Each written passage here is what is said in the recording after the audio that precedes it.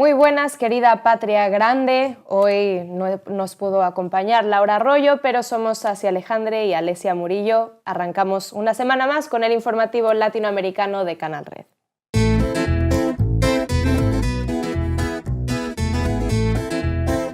Y comenzamos en Chile, que el 18 de octubre, ayer, ha conmemorado el 5º aniversario del estallido social que convocó a las manifestaciones más multitudinarias de su historia reciente.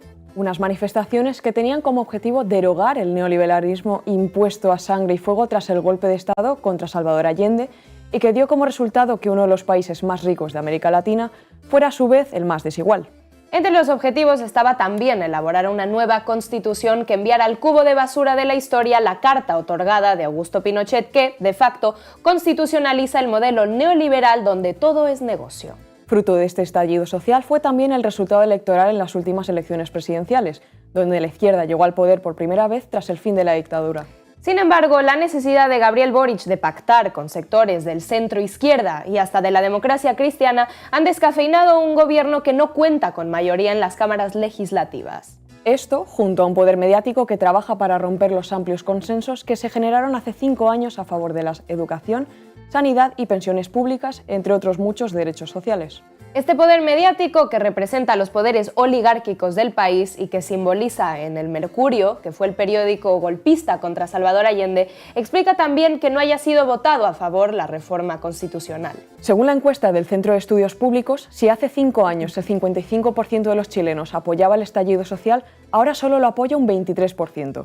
Detrás de este cambio de mentalidad está la batalla cultural por la derechización del país emprendida por el poder mediático. Y también, por qué no decirlo, un gobierno timorato que se ha escorado hacia la derecha pensando que así iba a poder conseguir el favor de los sectores oligárquicos. Si hace 5 años la conversación pública de Chile giraba en torno a la carestía de la vida, al precio del transporte público, las pensiones de miseria, los bajos salarios, el endeudamiento de por vida para poder ir a la universidad o la casi inexistente cobertura sanitaria, hoy la mayoría del país está preocupada por la seguridad y el narcotráfico. O lo que es lo mismo, la derecha ha impuesto su agenda. Como resultado, esta misma derecha radicalizada ha emprendido una campaña en contra del estallido social bajo el argumento de que todo fue violencia.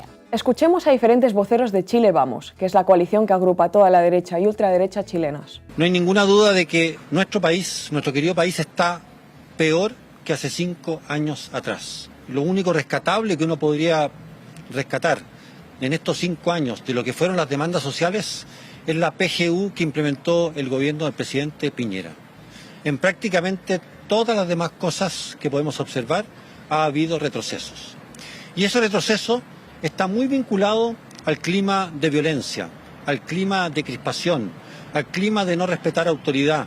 Hacemos un llamado al gobierno a recuperar las credenciales democráticas, a dejar sin efecto los indultos y las pensiones de gracia a los violentistas que quemaron y saquearon nuestro país, y a dejar de una vez por todas atrás lo que ocurrió hace 5 años, donde intentaron en la práctica realizar un golpe blanco al presidente Piñera, donde no dudaron en utilizar la violencia como forma de acción política y la validaron al punto que incluso el presidente del Partido Comunista de la época llamó a la renuncia al presidente Piñera. La presidenta del Frente Amplio, el partido del presidente Gabriel Boric, y la vocera del gobierno niegan el relato de la derecha. El estallido social se ha querido reducir a un estallido netamente delictual, yo creo que con un objetivo también político, de no hacerse cargo de las demandas que siguen presentes en la ciudadanía, lo ha dicho el informe PNUD, y yo creo que en eso tenemos que ser muy responsables como política de ir avanzando en poder resolver esas demandas. En ese sentido, el gobierno del presidente Boric ha abordado con premura la crisis de seguridad económica y también institucional que hemos vivido y queremos también avanzar en mayores derechos. Y la posición del gobierno sobre el estallido, y particularmente a 5 años del 18 de octubre, ha sido muy clara.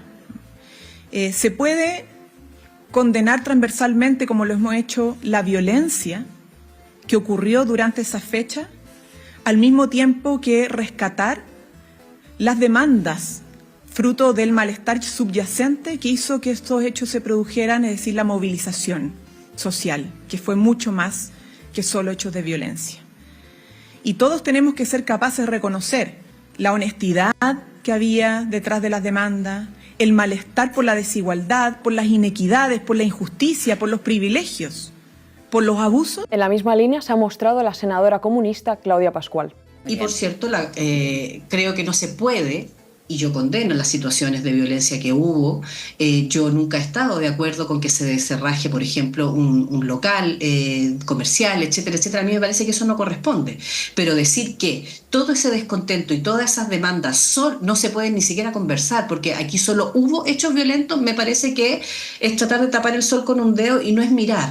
Muy bien. Y por eso digo, ¿podemos todos ponernos de acuerdo en condenar las situaciones de violencia que hubo? Sí, pero eso no puede dejar de hablar de las demandas, de los diagnósticos que como país no hemos logrado avanzar para ser un país más igualitario. Y de Chile vamos a su país vecino, Argentina, donde los universitarios han tomado 40 universidades de todo el país en un movimiento social que hace temblar al gobierno de Javier Milei.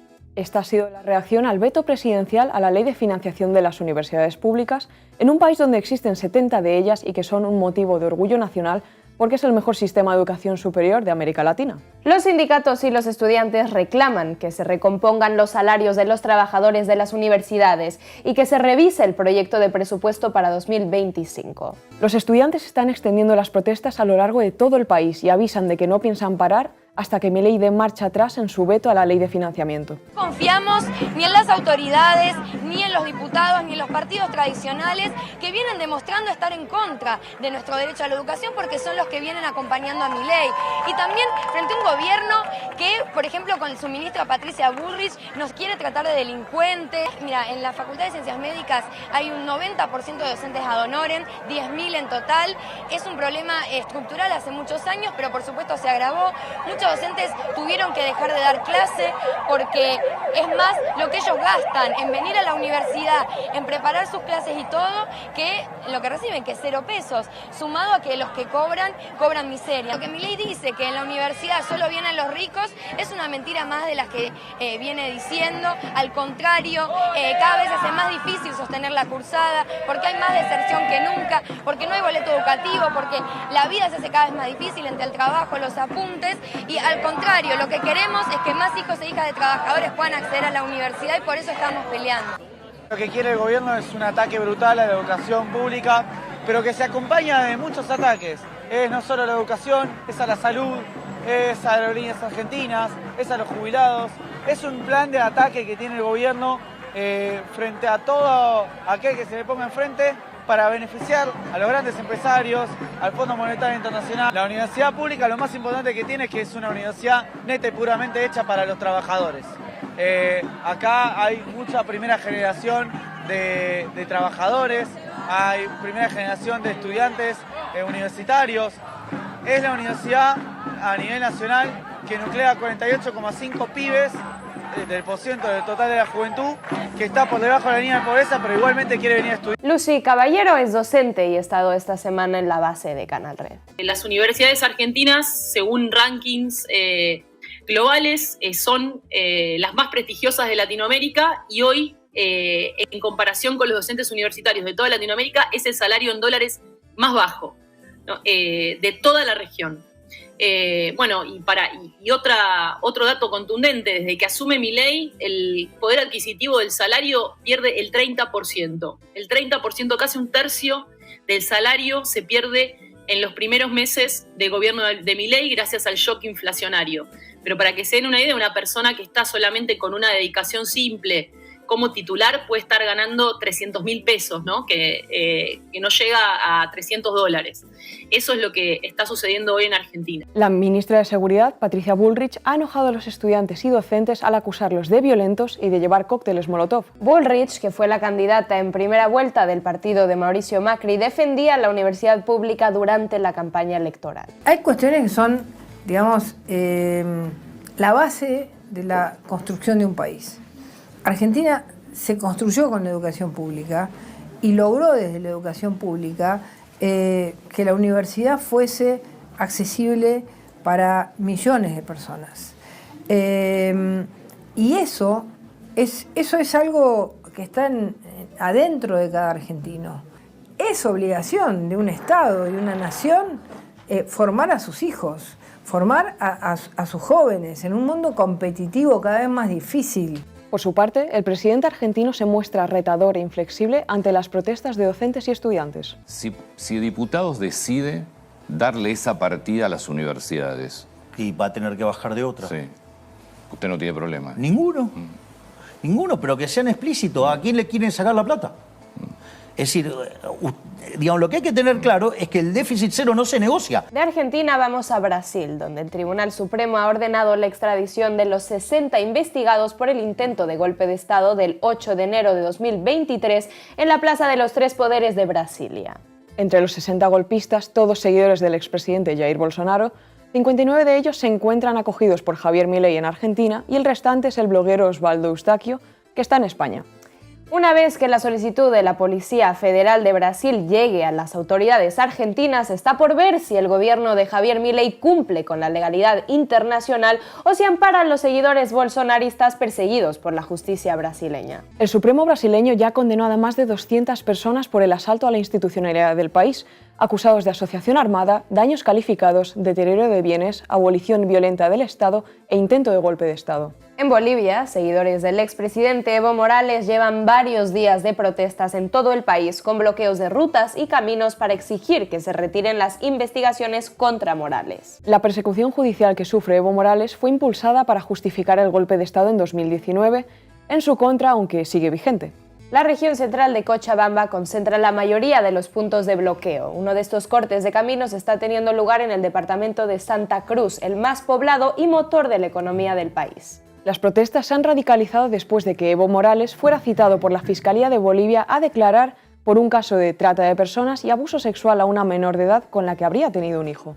Evo Morales niega estos hechos y señala que es un bulo. Al no haber pruebas tangibles, Leonardo Loza, senador del Movimiento al Socialismo Afín a Morales, explica las condiciones para levantar el bloqueo de rutas. Pero el gobierno no les ha escuchado.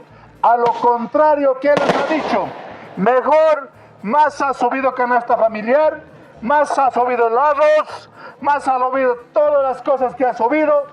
Ahora por atrás ha perseguido a nuestros hermanos líderes que tenemos.